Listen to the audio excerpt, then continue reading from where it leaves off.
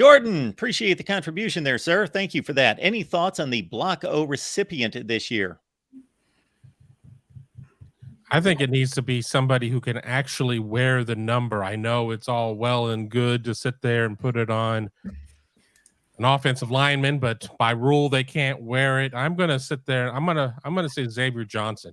I'm gonna say Xavier Johnson, somebody who worked his way up from a walk-on to a scholarship player, just continues to force his way onto the field.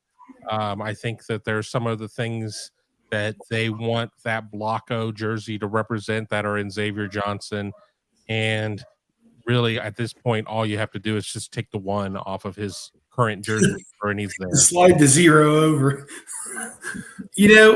I'll throw in my 2 cents. I did a column about this for Bucknuts a couple weeks ago, and I found there are a lot of pretty good candidates for this. I think Tommy Eichenberg is obviously a candidate at linebacker. I think Cade Stover, for him, it'd be really easy. You just have to take the middle bar in the 8 out, and then you've got a 0. So that works out perfectly for him. And they don't even have to, stitch up a new jersey if they did that, or just use a red magic marker and just color it over that. But those are 2 of them there. Xavier Johnson is a very good choice. You're typically looking for guys that are in their 4th or 5th year who are in a leadership position. Those guys are probably all captains. Man, I'll think of another. I had a list of 6 or 7, and like Matthew Jones is probably not a serious contender. He's been there longer than anybody, it seems like. I don't know. Those are some of the ones that I probably had thought about. I had Mayan Williams as kind of a dark horse on mine. This is 4th year, I believe, and he has another year left, I think, if he wants to come back.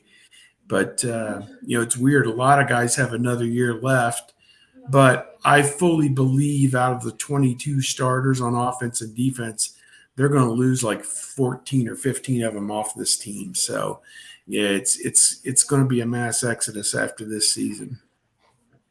Yeah, I'm on the Xavier Johnson train. I think that's who it should be.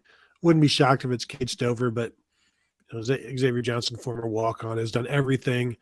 Was supposed to be an important piece and was an important piece of the receiving room last year, and then they needed him at running back, and he without fail he moved over, and that's something Tony Alford told me in the preseason that he would do, because he'll do whatever they ask and he'll be prepared and he'll work extra. So everything they say the Block O is about, that's Xavier Johnson. And this is a guy who still he talked to one of his media availabilities last year. He talked to us for 45 minutes.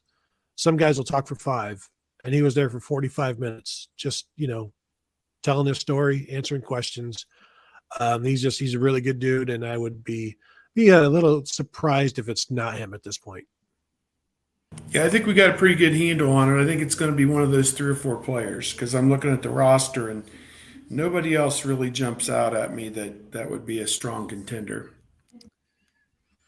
Ryan Dawes, your contribution is worthy of, some airtime and it allowing to kind of resonate with everyone. There we go. We've got Michigan plus Notre Dame equals crap, poop, whatever you want to go with there. Only mostly joking.